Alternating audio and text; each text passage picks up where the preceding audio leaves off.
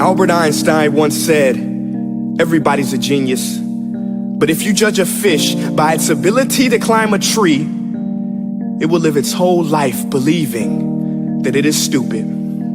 Ladies and gentlemen of the jury, today on trial we have modern day schooling. Glad you could come. Not only does he make fish climb trees, but also makes them climb down and do a 10-mile run. Tell me, school, are you proud of the things you've done? Turning millions of people into robots, do you find that fun? Do you realize how many kids relate to that fish swimming upstream in class, never finding their gifts, thinking they are stupid, believing they are useless? Well, the time has come, no more excuses. I call school to the stand and accuse him of killing creativity, individuality, and being intellectually abusive. He's an ancient institution that has outlived his usage. So, Your Honor, this concludes my opening statement, and if I may present the evidence of my case, I will prove it. Proceed. Exhibit A. Here's a modern day phone. Recognize it? Here's a phone from 150 years ago. Big difference, right? Stay with me. Here's a car from today, and here's a car from 150 years ago. Big difference, right? Well, get this. Here's a classroom of today, and here's a class we used 150 years ago. Now, ain't that a shame? In literally more than a century, nothing has changed. Yet you claim to prepare students for the future? But with evidence like that, I must ask, do you prepare students for the future or the past?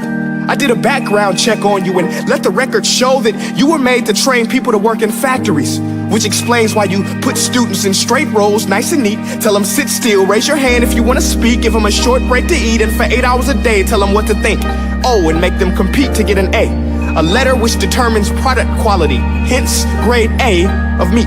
I get it. Back then, times were different. We all have a past. I myself am no Gandhi. But today, we don't need to make robot zombies. The world has progressed. And now we need people who think creatively, innovatively, critically, independently, with the ability to connect. See, every scientist will tell you that no two brains are the same. And every parent with 2 or more children will confirm that claim. So please explain why you treat students like cookie cutter frames or snapback hats, giving them this one-size-fits-all crap. Watch your language. Sorry, Your Honor, but if a doctor prescribed the exact same medicine to all of his patients, the results will be tragic. So many people would get sick, yet when it comes to school, this is exactly what happens. This educational malpractice, where one teacher stands in front of 20 kids, each one having different strengths, different needs, different gifts, different dreams, and you teach the same thing the same way? That's horrific. Ladies and gentlemen, the defendant should not be acquitted. This may be one of the worst criminal offenses ever to be committed. And let's mention the way you treat your employees. Objection. Overruled. I want to hear this. It's a shame. I mean, teachers have the most important job on the planet, yet they're underpaid?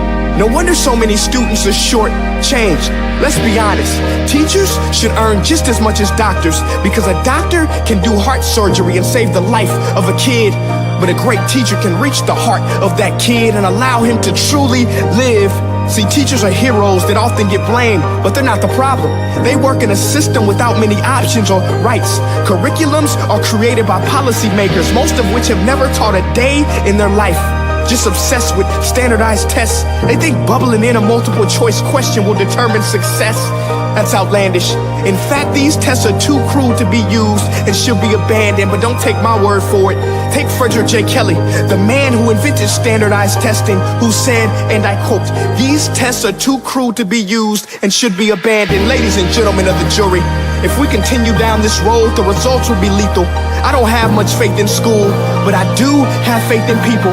And if we can customize healthcare, cars, and Facebook pages, then it is our duty to do the same for education, to upgrade it, change it, do away with school spirit, because that's useless. Unless we're working to bring the spirit out of each and every student, that should be our task. No more Common Core. Instead, let's reach the core of every heart in every class. Sure, math is important, but no more than art or dance. Let's give every gift an equal chance. I know this sounds like a dream, but countries like Finland are doing impressive things. They have shorter school days, teachers make a decent wage, homework is non-existent, and they focus on collaboration instead of competition. But here's the kicker, boys and girls. Their educational system outperforms every other country in the world. Other places like Singapore are succeeding rapidly. Schools like Montessori, programs like Khan Academy, there is no single solution. But let's get moving, because while students may be 20% of our population, they are 100% of our future. So let's attend to their dreams, and there's no telling what we can achieve. This is a world in which I believe, a world where fish are no longer forced to climb trees. I'll rest my case.